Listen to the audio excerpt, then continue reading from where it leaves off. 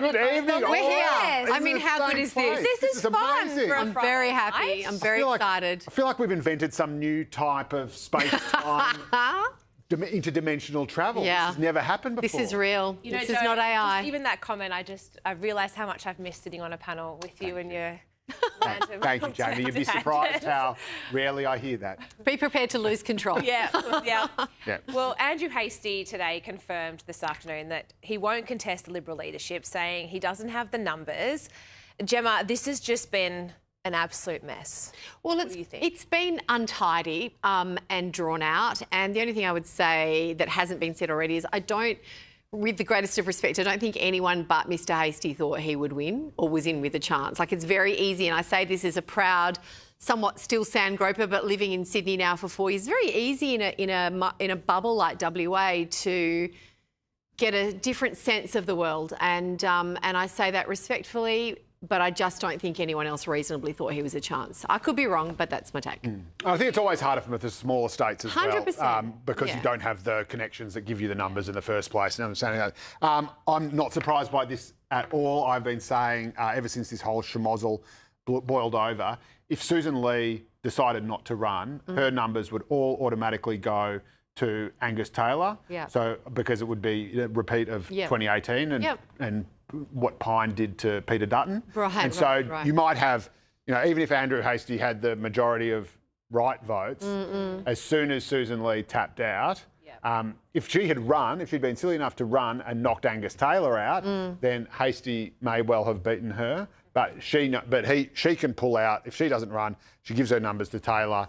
And they will all, it will be at anyone but Hastie, and all the moderates will then. And I just don't think he's, again, I say this is a rusted on, frustrated Liberal vote. I just don't think he's ready, personally. Yeah, well, he can afford to wait as well. Yeah, well, that's a better way of putting it. If Taylor doesn't go now, he will never, ever, ever have a chance. Yeah, You've got Josh Frydenberg coming in most likely at the next election. He'll certainly run again and has a very strong chance of retaking Kooyong. He is not coming back to be a backbencher. No. And so... And nor would we want him to be. No, exactly right. Exactly. Yeah. You want your best people there. So if Taylor doesn't get the leadership now, he never gets the leadership. Yeah. And he's a safe pair of hands. Like, he's not exactly...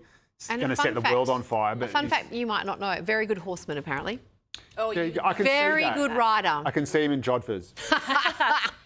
Well, let's have a look at some of the concerns from businesses that unions could soon be granted Big Brother-like powers to access any business's digital work systems. So this will be put to a vote next month, and if this goes through, there are concerns that it'll be a free-for-all for unions to access business data, including HR systems, databases, payroll, private emails. Gemma, you're a business owner. Surely this is just a disaster waiting to happen. Well, I can't see on what grounds it would be legal, like just free-for-all access. I understand that when you've got a physical workplace and there's safety issues, construction sites, that sort of stuff, I understand that. But what is the rationale for this? I mean, unions' memberships have been falling exponentially for many, many years. Less than 10%, I think, of the Australian workforce is unionised. These people throw their weight around disproportionate to the number of staff in the Australian workforce that they represent. And there's a reason for that. This is just politics. And it'll give the Prime Minister, if they start arcing up about this sort of stuff, it'll give the Prime Minister an almighty headache that he probably doesn't need or want. Yeah. Joe, a problem that... trying to solve a problem that doesn't necessarily and exist. a solution to a problem that nobody knew we had. Yeah, look, I don't think so. I think it is probably the unions, and I think they are. It's less than 10% in the private sector. When you take in the public sector, it's like double digits at least, but not great, obviously. Yeah, not great. But I think it is. I think it is the unions just, doing what they always do, which is putting in a fail-safe. There's a bit of an ambit claim to say that just in case they do end up having to have some of this, and then there's always going to be back and forth, and it will be, if there's ground. But if there's grounds for, again, if there are. Give me an example. Like, genuinely, give me an example. Like, I can't think of a single reason why they should have that kind of access.